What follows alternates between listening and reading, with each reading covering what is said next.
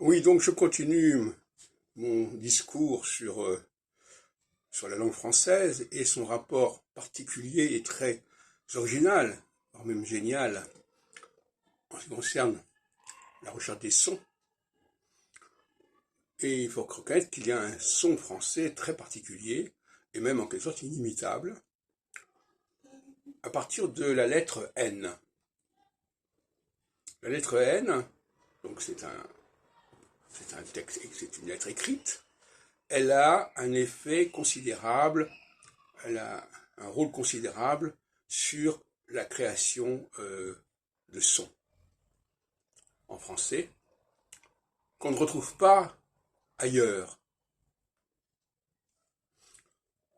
On retrouve parfois l'orthographe du français dans les emprunts, notamment en anglais, mais pas avec le bon mode d'emploi, pas avec la bonne prononciation.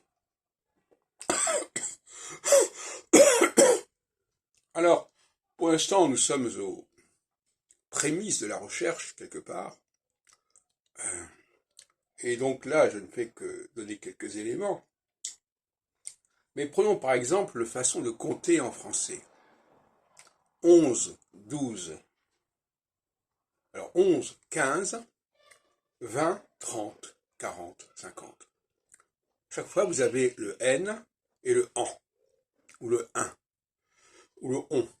On a tout un festival. Le 11, ON, le 15, IN, le 20, IN, et il y a aussi, par exemple, le 30, qui est où on a le AN. Le AN, le 1, le ON. Voilà. Rien qu'en comptant, on a ce festival de sons qu'on ne trouve nulle part ailleurs. Parce que once, en espagnol, c'est pas le 11, hein, qu'on le veuille ou non. C'est pas le même, c'est pas la même alchimie. Alors, je prends d'autres exemples. Prenons par exemple la Marseillaise. Allons enfants.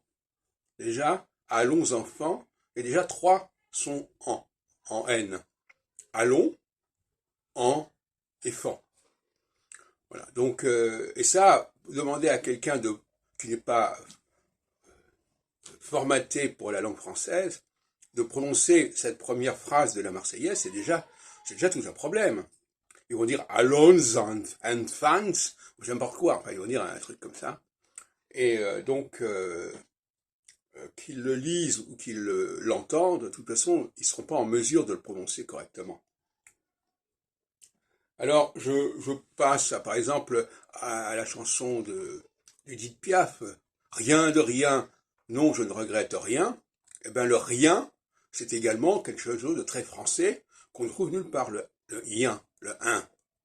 Hein, qu'on trouve aussi dans la formule « un », qu'est-ce que tu en veux, qu'est-ce que tu dis. Ça se dit moins aujourd'hui, enfin ça se disait beaucoup autrefois.